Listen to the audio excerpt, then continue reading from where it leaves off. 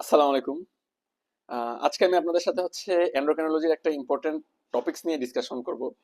Question সিনারিওতে বা স্টেমে দেওয়া থাকতে পারে হচ্ছে যে একটা পেশেন্ট আপনার কাছে আসলো, তার হচ্ছে একটা লং টার্ম অ্যানোরেক্সিয়া আছে, তার হচ্ছে ওয়েট লস আছে, তার সাথে বলে দিল পেশেন্টের শরীরে হচ্ছে এক্সেস পিগমেন্টেশন আছে, অর্থাৎ তার বডিতে বিভিন্ন জায়গায় পিগমেন্ট ডিপোজিশন হচ্ছে। তার সাথে বলে দিল পেশেন্টের হচ্ছে সে যখন হচ্ছে বসা থেকে দাঁড়ায় তখন হচ্ছে তার ডিজিনেস ডেভেলপ করে। অর্থাৎ আপনারা বুঝতেই পারতেছেন এই ক্ষেত্রে প্রশ্নকর্তা মূলত হচ্ছে আপনাকে পোস্চুরাল হাইপোটেনশন সম্পর্কে একটা ধারণা দিতে চাচ্ছে। তার সাথে স্টেমে বলে দিতে পারে হচ্ছে পেশেন্টের বিপি কম, হাইপোটেনশন আছে। তার সাথে পেশেন্টের গ্লুকোজ কম, হাইপোগ্লাইসিমিয়ার একটা হিস্ট্রি দিতে পারে। তার সাথে পেশেন্টের হচ্ছে একটা ব্লাডের ইলেকট্রোলাইট একটা রিপোর্ট দিতে পারে।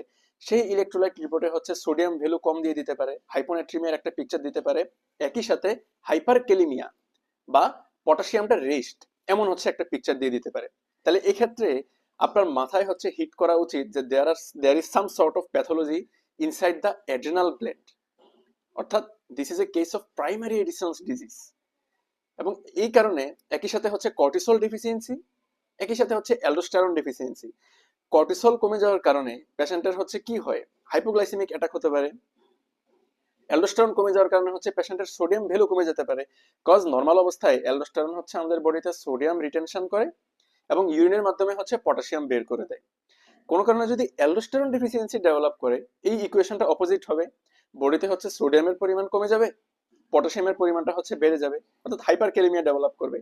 আর আরেকটা ইম্পর্টেন্ট যে পয়েন্টটা, সেটা হচ্ছে পেশেন্টের পোস্চুরাল হাইপোটেনশন ডেভেলপ করে। কজ আমরা যখন হচ্ছে শোয়া অবস্থা থেকে দাঁড়াই কিংবা বসা অবস্থা থেকে যখন আমরা দাঁড়াই, তখন কিন্তু গ্র্যাভিটির কারণে বা অভিকর্ষ ত্বরণের কারণে আমাদের ব্লাডটা কিন্তু হচ্ছে আমাদের লোয়ার লিম্বে একুমুলেশন হওয়ার একটা টেন্ডেন্সি থাকে। তো তখন কি হয়, আমাদের সেরেব্রাল ব্লাড ফ্লো কমে যায়, যেহেতু আমাদের পেরিফেরিতে হচ্ছে ব্লাড পুলিং হয়ে আছে। কিন্তু উইথিন 2 to 3 মিনিটস আমার আপনার বডিতে রেনিন অ্যাঞ্জিওটেনসিন অ্যালডোস্টেরন সিস্টেমের মাধ্যমে হচ্ছে এই ব্লাড প্রেশারটা হচ্ছে আবার রেগুলেটেড হয়ে যায়। ঠিক আছে?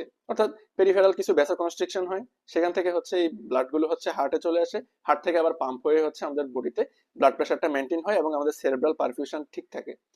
কিন্তু যদি কোনো কারণে হচ্ছে অ্যালডোস্টেরন ডেফিসিয়েন্সি থাকে, তখন হচ্ছে আর এই মেকানিজমটা বা এই ফিডব্যাক এবং প্রোটেক্টিভ মেকানিজমটা হচ্ছে আর কাজ করতে পারে না। এবং তখন হচ্ছে আমাদের কি হয়, আমাদের পেরিফেরাল পুলিংটা বেশি হয়, তখন আমাদের হার্টে ভেনাস রিটার্ন কমে যায়।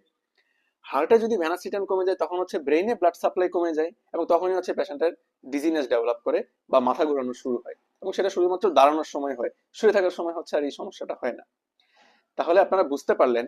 এবং এক্সেস পিগমেন্টেশনটা কেন হলো, অর্থাৎ আমাদের অ্যাড্রিনাল গ্ল্যান্ড থেকে যখন হচ্ছে দেখবে আর কর্টিসল